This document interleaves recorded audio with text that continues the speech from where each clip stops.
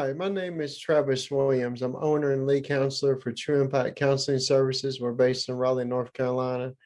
And today I want to follow up on a series, and I have to apologize to you all, a series that I intended to complete during the month of May for Mental Health Awareness Month. Like a lot of people, life got ahead of me, and just I wasn't quite able to catch up to it. So I'm running a little late on this series, but mental health awareness is so important. I wanted to take some time to not wrap up, but pick up where I left off on that series. And that is talking about terms that you may hear um, um, um, when you're either going through, or you know somebody who's going through and you're trying to help that person. There are just some terms that you may hear your primary care provider throw out there. You may hear maybe a member services representative say if you call your insurance company. You might even hear people that you respect, that you think are in the field, put out some of these terms. But nevertheless, I like to start off on a common denominator and make it very plain. And I thought it would be helpful just to cover terms that it is just important for you to know. If either you're dealing with a mental health challenge, or you know someone who is near and dear to you, it's helpful just to know some basic terms. So today we're going to review some basic terms. And then also, if I can be quick about it, I'm going to try to cover some common professionals who you can call that would be able to provide services for you, or maybe a loved one that you think is going through and having a mental health challenge at this time. So with that said, we'll get started. One of the first things that I like to introduce is mood. And mood is simply your dominant emotion that you experience over time. We've covered this on previous videos, but a mood is present when you experience an emotion for a significant amount of time. What I mean by that, if you're sad one day, 2 days, 3 days, up to a week, 2 weeks, you're still sad. You're no longer just experiencing sadness, but you're experiencing sadness as a mood. And that is called depression. Um, any mood can come from a variety of emotions, but I think it's important that one, you recognize the big ones. If you're anxious consistently over time, your mood would be an anxious mood, or you would have anxiety. Again, we covered sadness, but if you experience sadness over time, people would consider you maybe have a depressive mood disorder of some sort. That said, think of mood again as that dominant emotion that you're going to experience over time. Second term is emotions. We talked about this one before. And I love talking about emotions because I think emotions have received a bad rap that I think is um, harmful to our long-term understanding how emotions can benefit us. So what I mean by that, emotions are basically the feelings that we experience in a moment, but what they help us to do is to self-regulate. We cannot have emotional intelligence and be able to self-regulate if we do not experience emotions.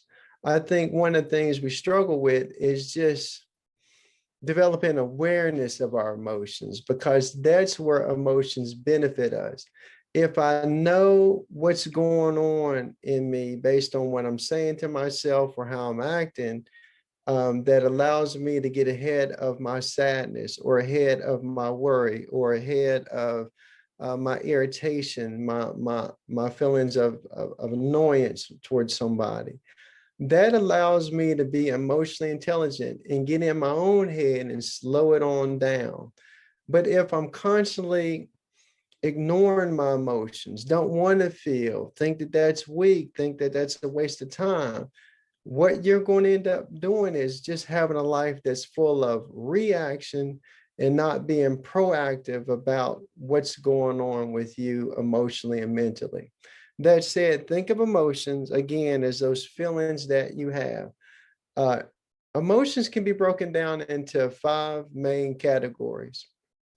And again, I may have covered this in previous sessions.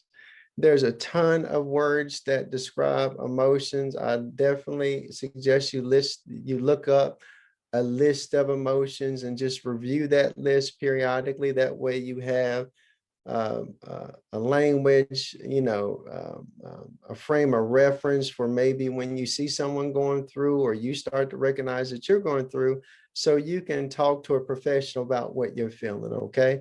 But the 5 main categories are joy, sadness, fear, anger, and disgust. It's not important that you memorize any of that, but I think it is important that you understand as you look up some of these things on your own. Within those 5 main categories, you're going to see a lot of detail as far as how emotions are broken down. Substance use is basically the pattern of behavior in which a person uses any substance to alter their mood. And it can be either legal or illegal. Substance use is something that impacts a lot of communities. I do think that substance use is a unique condition in which you definitely you want to reach out and get that help. If you recognize that a loved one is dealing with substance use challenges, again, we're going to talk about this a little bit more in the next video, but it is important that you get comfortable on how to describe what you're noticing or what you're feeling, how you're dealing, if you're the person that you think you may have a substance use issue. But most importantly, I'm hoping that this conversation will help determine whether or not you need to talk to a professional, or maybe recommend that a loved one talk to a professional.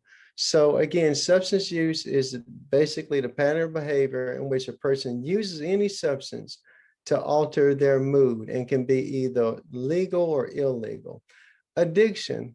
Addiction basically means the physiological or psychological dependence on any substance. That is, at some point, your body has become so used to that substance, it fails to function properly without it. And therefore, you are addicted at that point. Again, if you have a loved one, oftentimes you can recognize this as a fact, excuse me. Sometimes when you are feeling this you experience this as a person, you may recognize that you have some of these issues.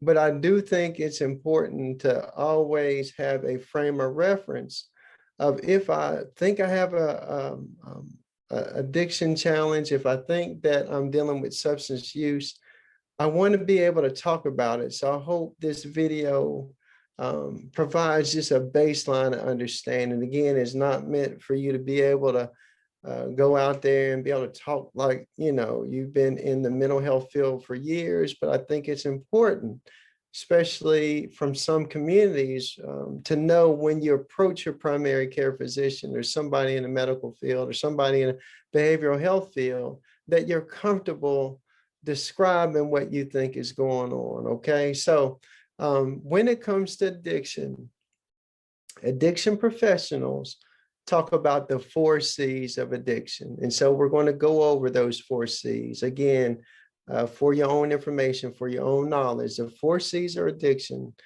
include compulsive behavior. That is, you seek out that substance whenever the urge hits you. It also involves cravings. You crave that substance. That is, you desire it. You put it before other things. It hits you, and you have to have it. It's a visceral desire that you have that makes you want to seek that substance out. there are negative consequences that you take on when you are addicted. To me, this is one of the most devastating things about substance use and addiction. It can tear a person's life apart because of the inability to learn from those negative consequences and to do something different. So when we are when you are experiencing negative consequences because of a substance that you're using, or you know somebody, a loved one, that despite negative consequences, they continue to use that substance, that's a key indicator that addiction may be present.